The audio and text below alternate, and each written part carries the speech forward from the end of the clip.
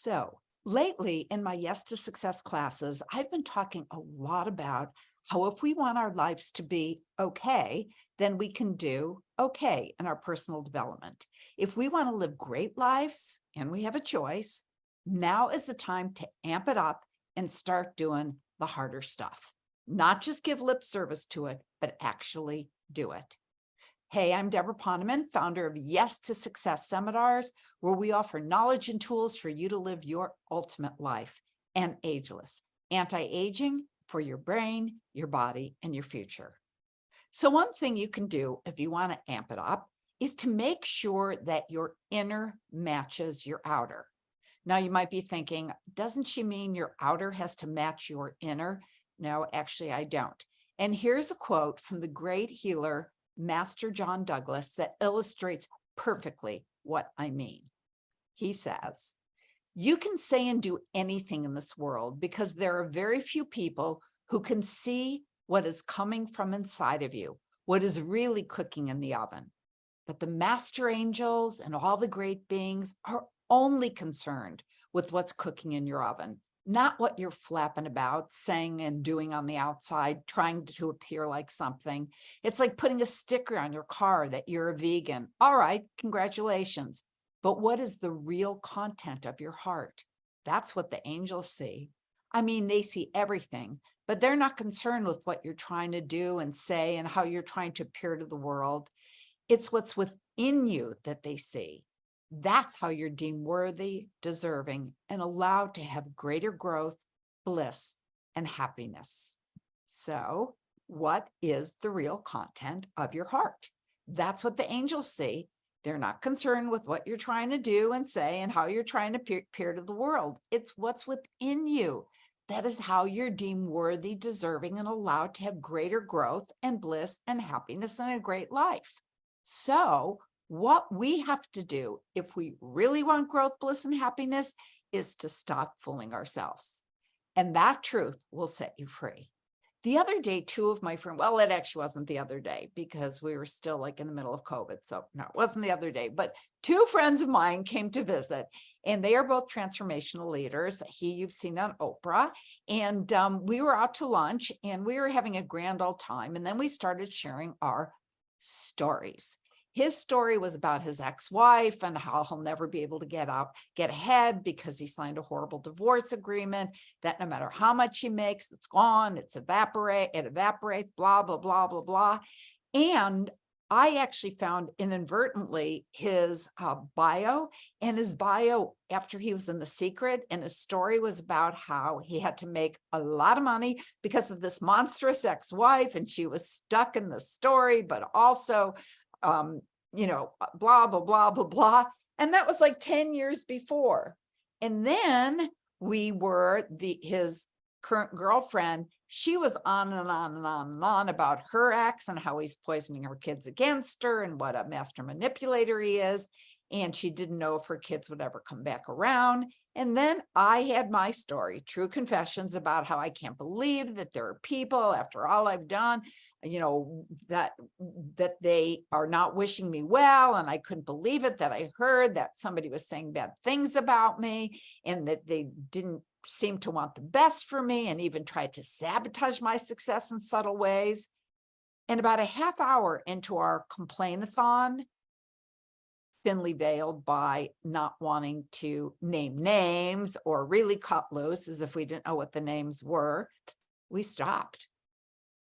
Well, let me give myself credit. I stopped because I saw so many layers of what was going on there. I saw the hard stuff.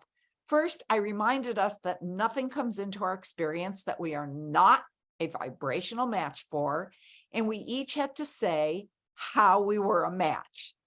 The guy, how he was a match for all the negativity that was pouring to him from the ex-wife, and the same with my other friend. And I was forced to see how I was fooling myself that I was 100% of the time being loving and supportive of that person who did not wish me well. I mean, I so wasn't. On the outside, I was, but what was cooking in the oven was not apple pie. When you remember that nothing can come into your experience without you being a vibrational match to it, and all you have to do is pay attention to your own vibrational offering, you save yourself the enormous and impossible task of controlling the behavior of other people. Or should I say, trying to control the behavior of other people. And the more you dwell, because I mean, think about it, how well does that work for you? And the more you dwell on the bad behavior, the more it grows, like giving sugar to a cancer. The less attention you give to it, the more willing you are to allow others to live as they choose, because it really has nothing to do with you, the better your life will be.